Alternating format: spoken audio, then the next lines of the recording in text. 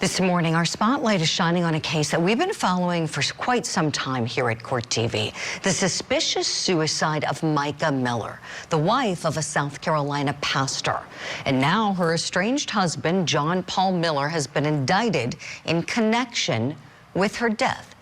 Now, Mica Miller died in April of last year. Much of the focus went to her husband after her family and her supporters believed that he had some sort of involvement.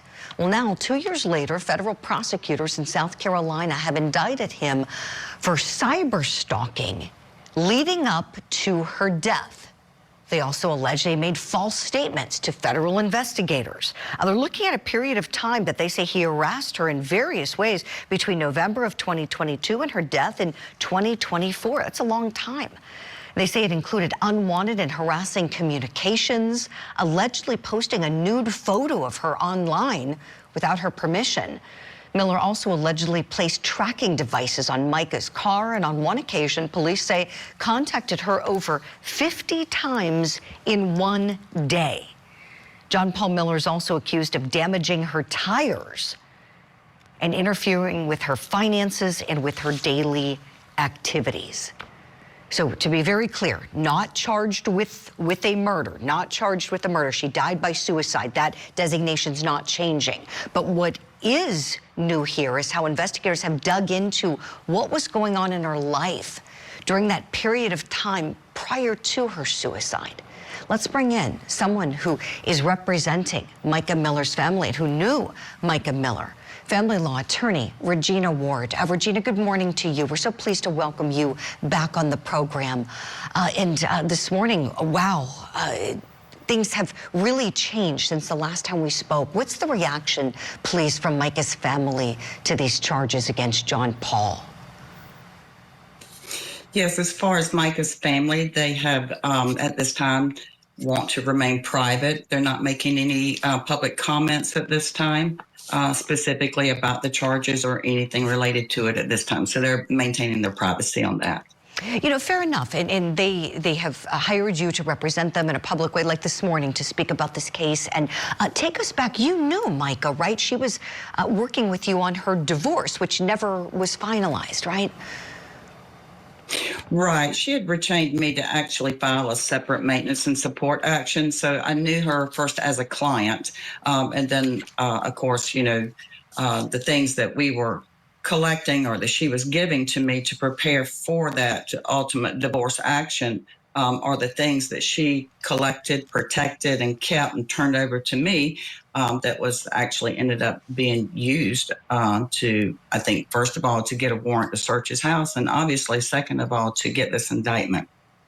Yes, I want to dig into the indictment. Let's look back at Mica's own words. It seemed very apparent she was going through something prior to her death. This is a video she posted to Facebook. Hey everybody, I just want to let you know that I'm alive and well, and life's been kind of crazy the couple past weeks, months, years, but I've kind of had to keep my circle really small for the past couple weeks just because I'm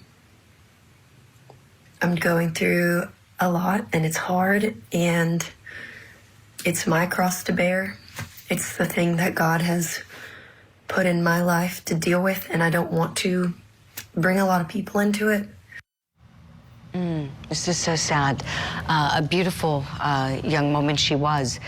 Regina, tell me, in terms of any involvement you have had in being interviewed or turning over any evidence to federal investigators, witnessing anything, would you kind of walk us through what you know as it pertains to this federal indictment? Yes. Well, I was actually served a subpoena that was issued by the grand jury to turn over the materials that I had in my possession that was basically Mica's file. And those were things, obviously, that she collected, the videos, the photographs, the text messages.